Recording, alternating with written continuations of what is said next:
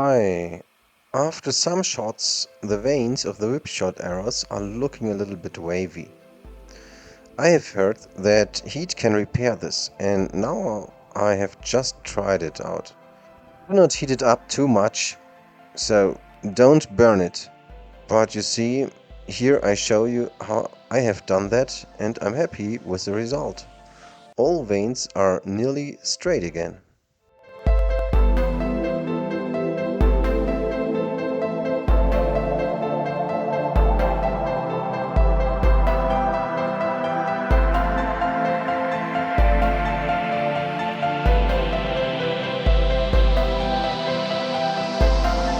Maybe to show you my experience here was helpful for you, so have fun with archery and do not forget to subscribe my channel. Bye bye.